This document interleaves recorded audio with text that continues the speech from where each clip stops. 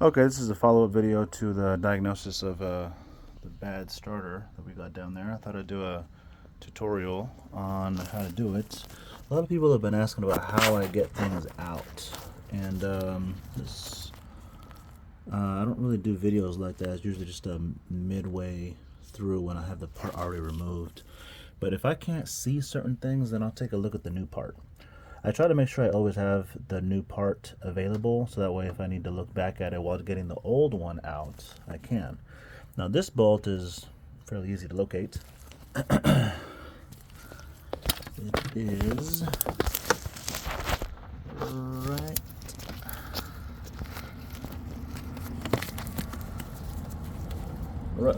right up there. That one. And obviously make sure you disconnect your battery. Behind this grommet is the part that the nut that attaches to the cable that goes to the battery. So definitely make sure to disconnect that, and then clean up corrosion if you have any. That's going to be a 12mm bolt down there. And then you want to make sure you disconnect that connection right here. This is what comes from the starter relay. Just set that aside. That's a 12mm. So right now the bottom nut, it's pretty much can't see it, so you got to feel around under there. So what I used is a normal 3-inch extension. This one's a little longer than a 3-inch extension, that specific one, but I used a 3-inch extension down there and a 17mm deep socket. I'm doing the bottom one because this is the harder one to do. So pretty much I'm just under there like that.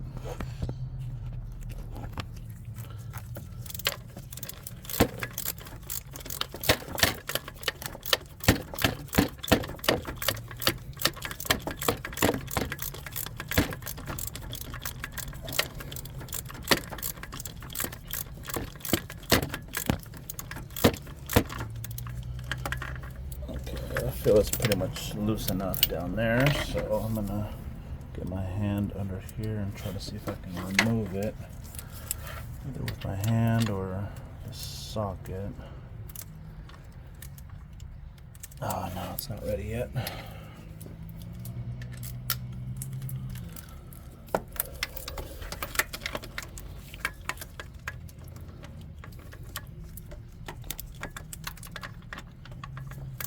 Yeah. So my left hand down here is where I have my hand on the socket to make sure it stays on as I'm turning the ratchet.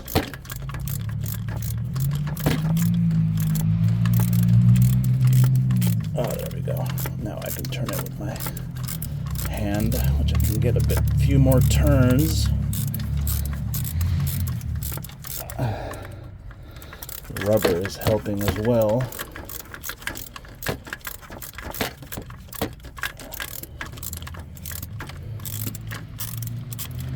Alright, this bolt should be out here in a couple seconds.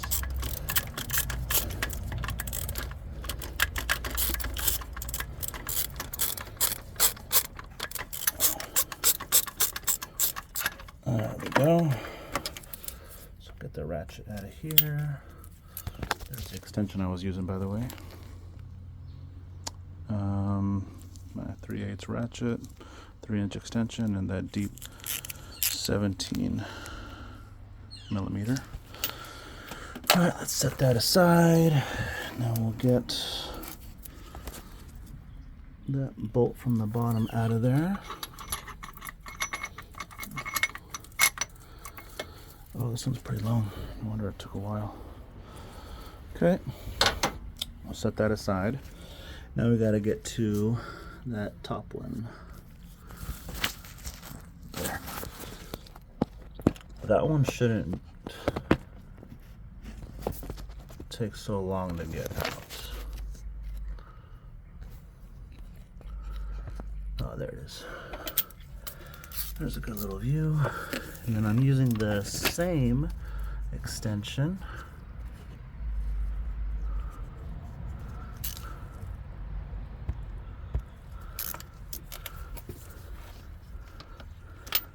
Actually, I'll probably use a shorter extension, maybe an inch. And I already broke that one loose, so I'm going to go ahead and get my electric ratchet.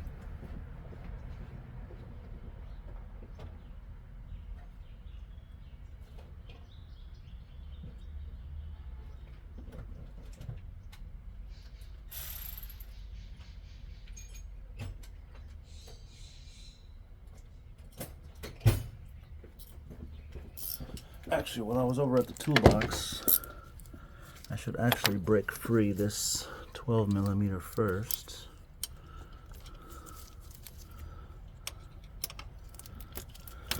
There we go.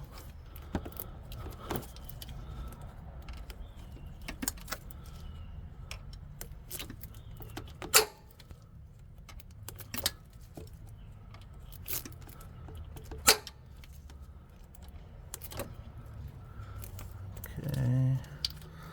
Once it's easy enough to get off with your fingers, go ahead and do so. I try to do that so that way bolts and nuts don't just go getting lost, because that's a really unfortunate situation when that happens. So the top bolt is already loose, so I'm going to unscrew it with my electric ratchet. And once you stop seeing it turn, it's pretty much loose. Get that bolt out of there.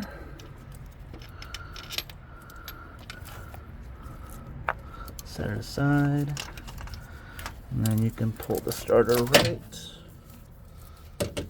out from in between the coolant hoses, just like this.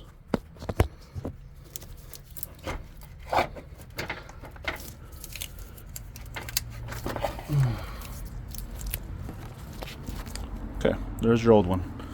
New one's right there. Let's see if I can prop this up.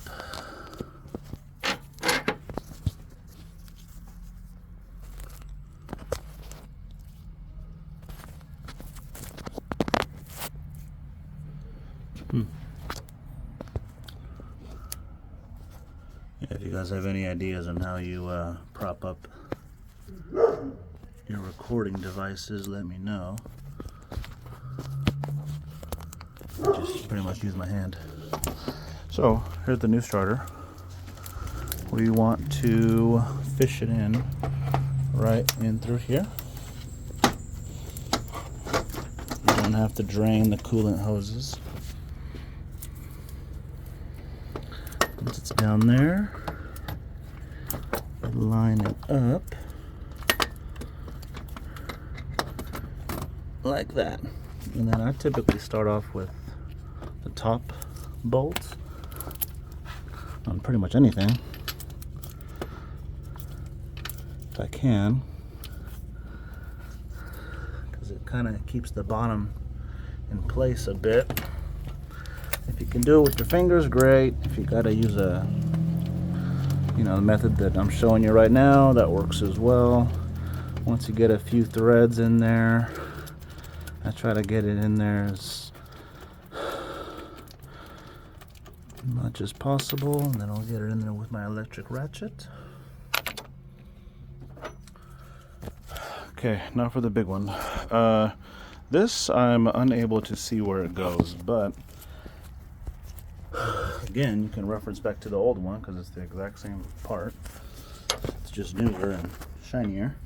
Let's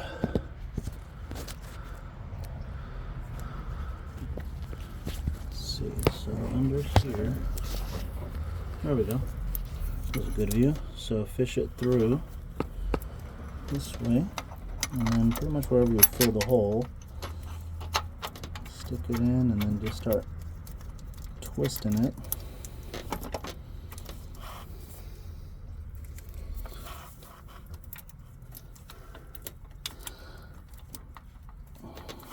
Okay. I'll probably finish the rest with my ratchet. Yeah. We're gonna go ahead and do that.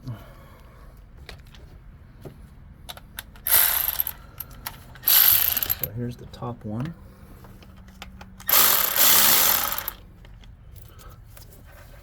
Okay. Okay, so do that. Swap out the inch extension for the 3-inch. And then I'll see if I can just use my electric ratchet for the rest.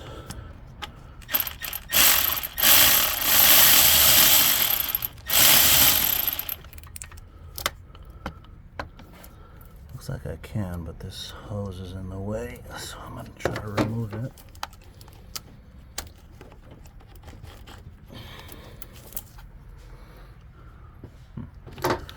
Or not.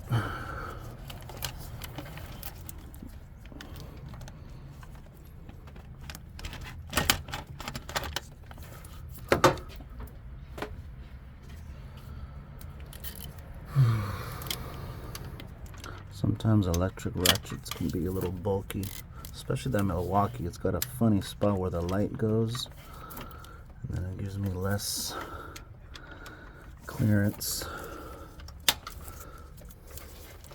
So now I'm pretty much just doing the exact opposite of when I was removing it. This part can be kind of tedious, but just keep going back and forth until it's tight.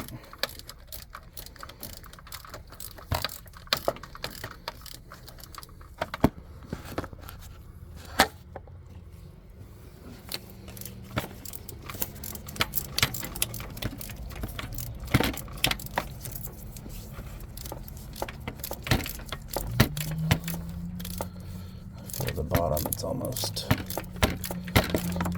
bottomed out.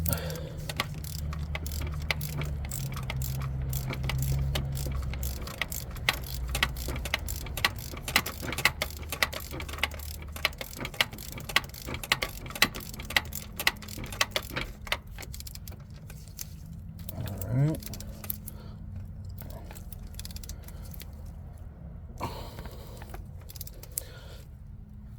Okay. Want to make sure that's nice and tight. And that is. And now, even though we ran it down with the electric on the top, we still want to make sure that it's tight. So every time I run something in with an electric ratchet, I always make sure it's tight with my the hand tool, and it is. Okay, now we're gonna get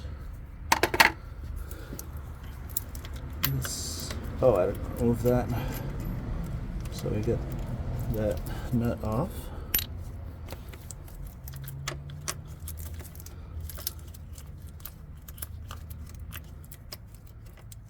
Okay, put the rubber grommet aside somehow.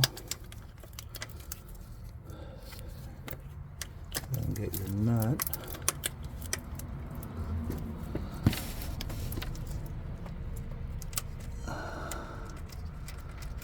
And try to get that nice and tight on there.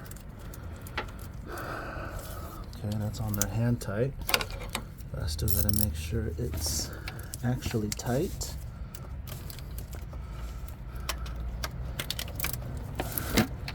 This is where these wrench ratchets come in handy big time. Okay, now we need this connection, this wire to the solenoid to come in.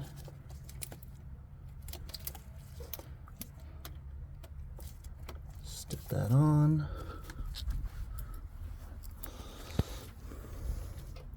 You know, I see a lot of customers or cars with these on. I see that they cause more issues than fix anything. So what I do is I clean it up with That's the battery protector. Cleaned it up with battery cleaner, and then I followed up with the battery protectant.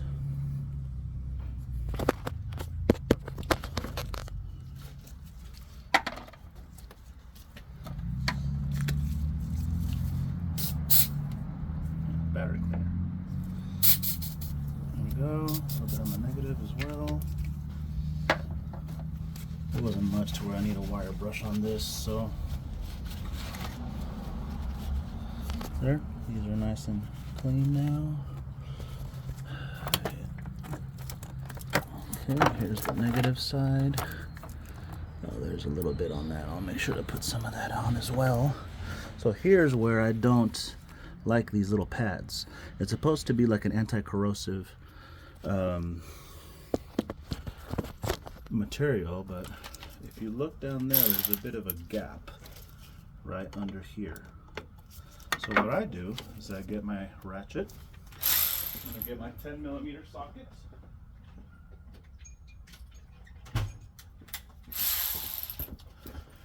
and I give it a couple taps. Oh wait, I gotta loosen this one up. This one actually was already loose. I don't even have to loosen it. See how it takes care of that gap under there? Oh, whoops. I didn't set to tighten. Cool. Now that's not going anywhere. These were both loose because these were on, and they were just they were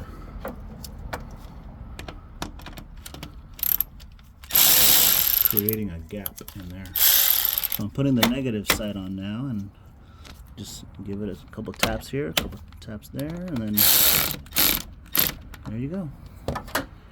Now nice and tight, nice and tight. This corrosive stuff will wipe out of the way. That actually doesn't look too bad, just as is. Okay, now we can go ahead and give it a go and see if this starts. It should at least crank because I already know we had a bad starter on the previous battery. I mean on the previous diagnosis. Let's get in the car.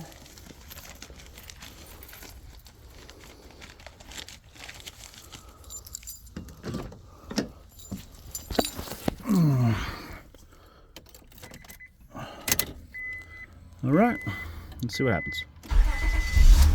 All right. Vehicle starts. Sounds pretty good.